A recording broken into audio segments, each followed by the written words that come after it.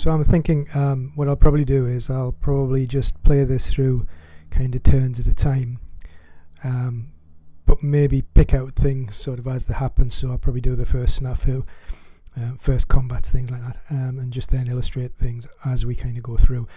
One thing I did just want to point out, or two little things I want to point out. If you look at the turn record track there, you can see that the allies have a green bar which just has +0 in it. So in other words, the allies never have a modifier for snafu in game terms, although they obviously will for everything else that affects snafu. Whereas the Axis there, you can see on turn 1 we actually have a +1. So the offensive kicks off with great gusto and away they go, hopefully. You'll then notice that for the 3 days following that, it looks like things didn't quite go to plan from a logistics point of view, perhaps, because we've got a -2 for those 3 days, which obviously will put a little bit of a crimp in the Germans' expansion plans. And then from the 18th it goes back to +0 again, so it will start and gain momentum again, presumably. So that was just to kind of point out that that's a pacing issue, if you like, within the game, that there potentially is a little bit of a dip in the 3 days after the first day. It is quite common to see the Germans do blisteringly well on the first day, I think, in this scenario, in this game, and then obviously, as I said, tail away slightly. But if you can imagine, if they had the pluses or even maybe even the zeros, they could probably be in position almost anywhere on the map before the Allies kind of get their act together. So the other thing that I was just going to briefly mention is there's a few ways of kind of playing this, and there's a lot of people like to play. You just pick formations, so you kind of pick.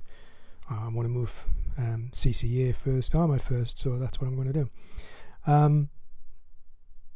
Obviously, if you like control, that's the way to play the game. That's the way to do it. And there are situations in games where you'll want to do that, to be fair. Personally, I prefer one of the other methods, which is either you do chit pull, which you can do off just having all the available formations in your cup or whatever, and you roll, or somebody came up with what's called the modified chit pull, which you can choose 3 of your formations, so you get a little bit of loading on it, if you like, and then you choose from that, and that's the method that I do tend to play. What I like about that method is it does throw up every now and again a situation beyond your control. So as an example, 2 formations kind of in echelon, you want one to move out of the way so that the second one can move through. Now that's a tricky thing in this game, because you do have unit boundaries, division boundaries, or camp group boundaries. Not everybody gets on with everybody from a formation point of view, and those all have negative modifiers with regard to snafu. So situations like that add something, in my opinion, to the game.